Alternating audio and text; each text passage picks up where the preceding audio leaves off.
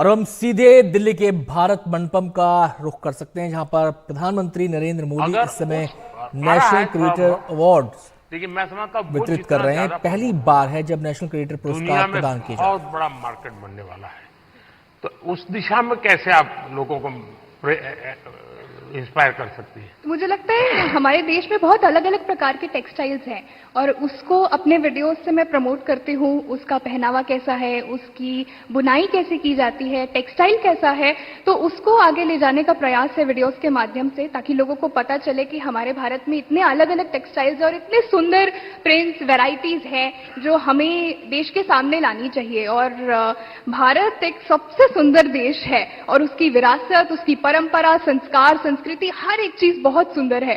तो मेरा यही प्रयास है कि मैं उसको आगे लेके जाऊं। देखिए, भारत फैशन की दुनिया में लीडर रहा है।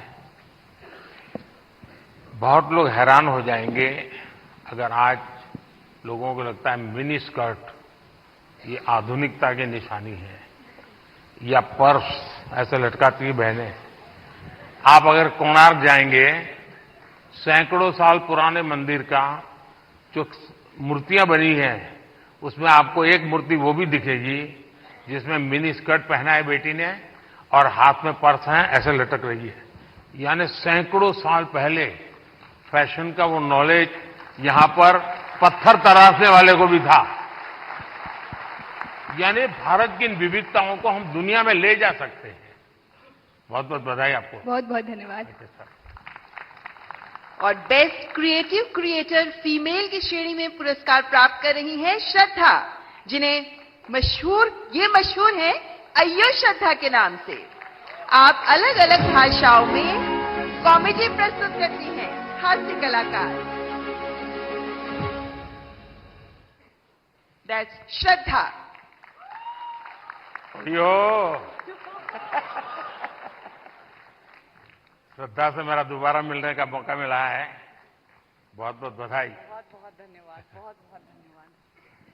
बहुत धन्यवाद इस पुरस्कार के लिए। और ये पुरस्कार ये एक्नॉलेज करता है कि जो लोग घर में एक स्मार्टफोन के जरिए कंटेंट बनाते हैं, वो भी एक स्किल है। ये एक्नॉलेज करता है ये पुरस्कार। इसका बहुत बहुत बहुत धन्यवाद। देश में अक्सर सामाजिक, राजनीतिक, औद्योगिक वजहों से परिस्थिति काफी गंभीर हो जाती है। मेरी कोशिश ये रहती है कि इसमें अगर एक ह्यूमरस पॉइंट ऑफ व्यू या हास्य रस मिलाया जाए तो एक पॉजिटिविटी फैलाई जा सके। जो भी परिस्थिति हो, आई थिंक हमारे देश के लोग इतने प्यारे हैं कि। तो भारत मंडपम की तस्वीरें आप देख सकते हैं, जहां पर एनडीटीवी के टेक्निकल गुरुजी को भी नेशनल क्रिएटर अवार्ड से सम्मानित किया गया है। कुल मिलाकर 23 शख्सियत ऐसी हैं जिनको आज ये पुरस्कार प्रदान किया गया है।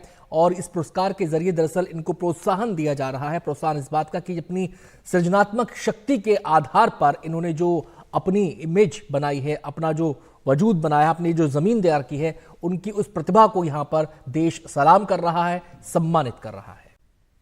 सीधे रुख करेंगे भारत मंडपम का, जहां इस समय प्रधानमंत्री नरेंद्र मोदी लोगों को संबोधित कर रहे हैं। आपका कंटेंट आज पूरे भारत में जबरदस्त इंपैक्ट क्रिएट कर रहा है। आप एक तरह से इंटरनेट के एमवीपी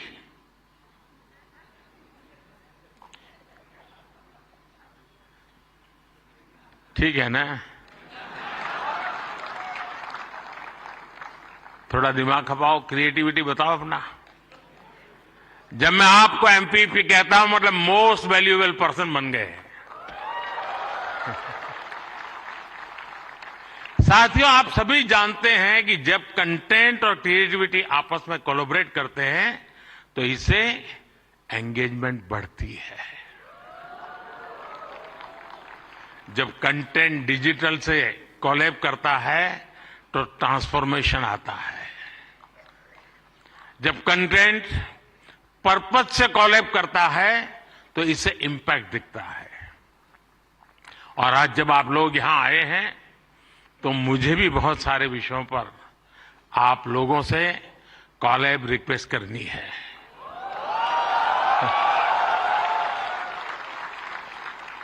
साथियों, एक जमाने में हम छोटी से छोटी दुकानों पर लिखा देखते थे, यहां बहुत टेस्टी फूड मिलता है, ऐसा देखते थे ना। कोई भी कहे वहां क्यों खाना, तो बोले टेस्टी फूड है। लेकिन आज हम देखते हैं कि दुकान वाले लिखते हैं कि यहां हेल्दी फूड मिलता है। अब टेस्टी नहीं लिखता है, हेल्दी फूड मिलता है। क्यों बदलाव आया? तो ये एक बदलाव समाज में भी आ रहा है। इसलिए कंटेंट ऐसा होना चाहिए जो लोगों में कृतज्ञ भाव जगाए, देश के प्रति आपके जो कर्तव्य हैं उनके लोगों को प्रेरित करें। और आपके कंटेंट का यही डायरेक्ट मैसेज हो, ये जरूरी नहीं है। आप कंटेंट क्रिएट करते हुए इसका ध्यान रखेंगे तो इनडायरेक्टली भी उसमें जरूर झलकेगा।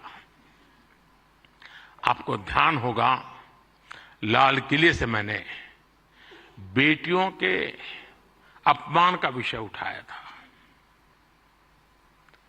एक बार मैंने ये भी कहा था कि आप बेटी शाम को घर आती है तो पूछते हैं क्यों देर से आई, कहां गई थी, क्यों जल्दी घर नहीं आई।